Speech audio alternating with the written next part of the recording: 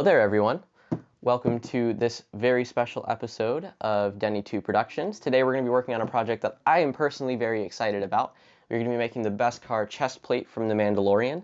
This is going to be part of a whole series of my Mandalorian cosplay that you'll get to see step by step. So you'll get to see it from the start all the way to its end. So today we're starting out, like I said, with the chest piece. I've already got the templates all drawn up and cut out. So let's go ahead and jump over and we can start making this happen. Alright, so kicking it off with the templates, and then we're going to go ahead and cut that out of the Sintra sheets. Sintra is a material that I just started working with recently. It's essentially what I call a PVC sandwich. So you've got PVC on the outside, and then on the inside you've got the foam, so that allows it to be shaped with a heat gun. So you can see here on the ab plate I went ahead and shaped them fairly easily with the heat gun. And in order to get those sharp, crisp lines that it has in the ab plate, I went ahead and scored in a nice little bevel on the inside. So I cut a little like V groove, and I'll zoom in on that in a second here, but essentially it's just cutting in a V groove, and then you heat it and shape it, and it should get you a really nice, crisp line. So that was my game plan for that. So after this, I'm going to go ahead and shape up the rest of the pieces, and I'll check back in just a few.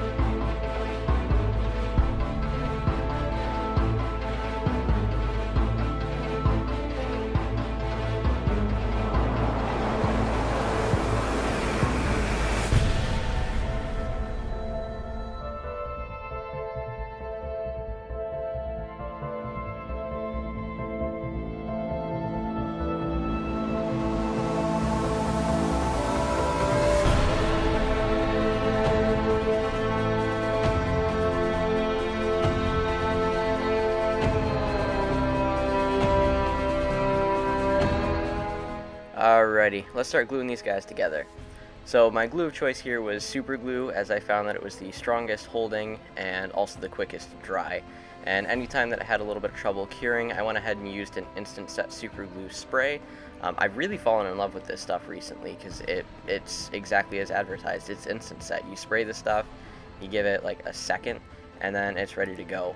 So I highly recommend that for projects like this, especially when you have a piece that you really have to hold in place. It's really nice to not have to hold it nearly as long as sometimes you do and risk shifting or anything like that. So it's actually that bottle that's behind my hand right now. I highly recommend it. Can't speak enough about it because seriously, it's saved my butt a couple of times now. So I'm going to go ahead and glue up this piece right here, which is the bottom, which is going to lead into the flap that overlaps the ab piece. So you can see it's coming together. I had the other side pre-assembled just so I kind of had a process down for recording. But you can see that flap's going to go in right now using the same nasty super glue, and then going to hit it with the ab piece, or the chest piece rather, in just a second here. And then after this piece was done, we have some fun stuff to do. And this fun stuff is the chest diamond and the space in between the abs and the chest. So I made up the diamond template, and then went ahead and just cut out a piece larger than the diamond that would fit in between the chest and the diamond. I didn't pattern that one, so if you do download the patterns down below, that piece isn't in there just because it's not really a specific piece. It was just a scrap piece of Sintra that I cut to fit the diamond and shaped a bit so that it would sit in the chest nicely. So if you do check in the patterns for that piece as well as the spacer piece between the chest and abdomen, you won't find them just because they were scrap pieces that I had cut out and just glued in place. So everything else is in the templates, but those two pieces I felt were kind of redundant, as they're just sort of oversized pieces that I ended up gluing in place. So I'm going to go ahead and finish cutting these pieces out, and I'll check back in with you guys in just a few.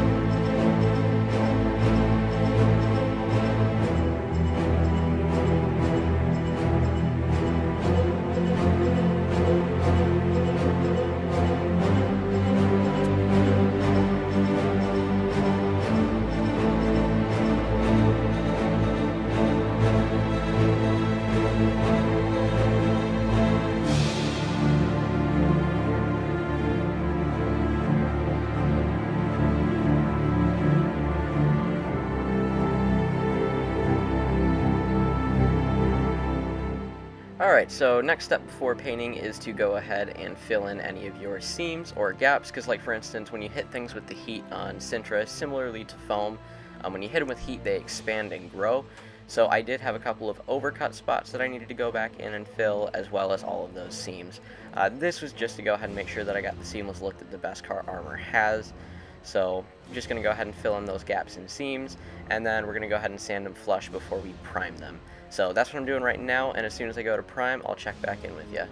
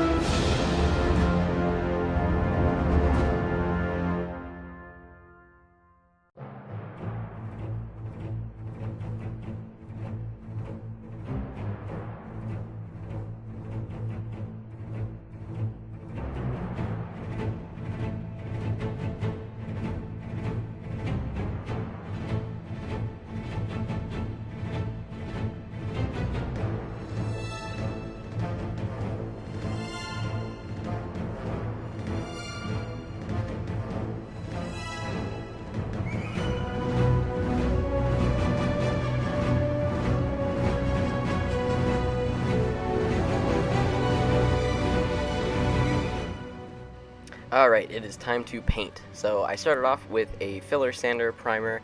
I use this for a lot of my 3D prints, but I thought this would actually work really well for this project as well, seeing as I wanted to wet sand it to get it really nice and smooth to accept the paint better, especially since we're going for that really nice shiny chrome Beskar look. I really wanted to make sure that I had a nice smooth surface to lay that paint over top of. So I highly recommend the filler primer for that. I really can't speak enough about it. It's a great product and it's really served me well for a lot of different uses. So we're going to go ahead and kick off the paint now with the All Clad Gloss Black. Now, I'll admit I had a decent amount of trouble with this actually.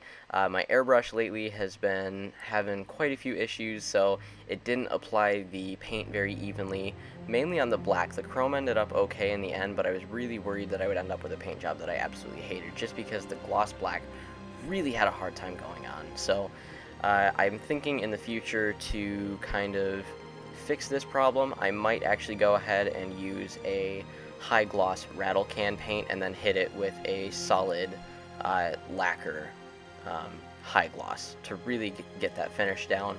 But that way I don't have to run it through my airbrush. At some point I am going to get a paint gun to do this, so that it sprays a wider spread and more even coat.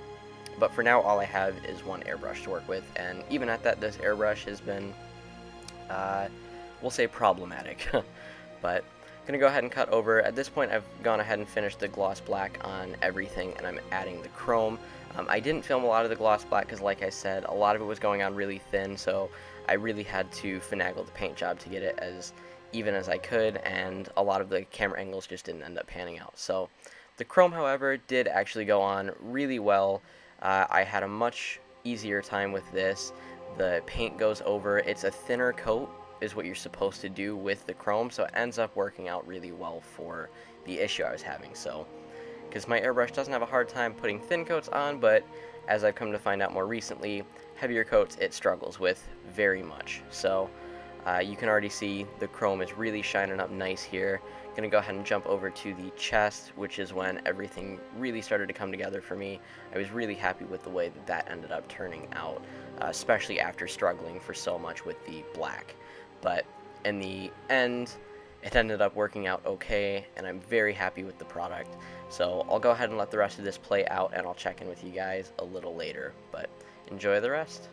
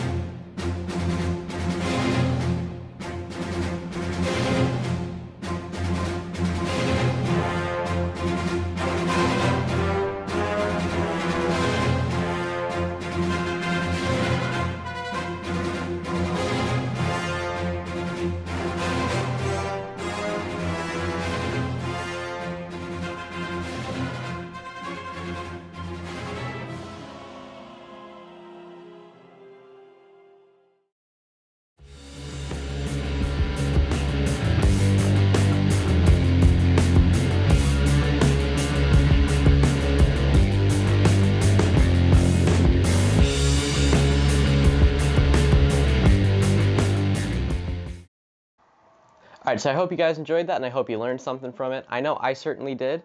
If you are interested in the templates for this, I will have them in the descriptions down below, so you can go ahead and download those guys up, and then follow along as I build this. This took me in total 2 days to get done, and that's between assembling, painting, and I even built the templates in those times. So super quick and easy build. One thing that I do highly recommend that I was going back and forth on is whether or not to attach these two pieces together completely or to do it with the fabric straps. And I'm glad I did it with the fabric straps because it gives it just that little extra bit of mobility that's going to allow for a bit more of a crunch zone when I'm wearing it at a con. And that's something that is going to be crucial. Mobility in cosplays is famously horrible, especially at conventions. So any type of mobility that you can build into a suit, I highly recommend. So with this one having the design that it does, it really lends itself to have that crumple zone. So I highly recommend that that goes in. Another thing is that I definitely could have used a paint booth on this. This would have prevented some of the specs that I got on the armor here. It's not horrible, but it's not ideal either. So at some point I will be making a paint booth. And if you'd like to see me make a paint booth, let me know down below. So, because I could definitely make that another video. As far as Mando goes, next thing is going to be working on the shirt and getting everything attached. I do have the shoulders printed and the helmet is on its way, and it's actually going to be here on May the 4th, so that should be fun.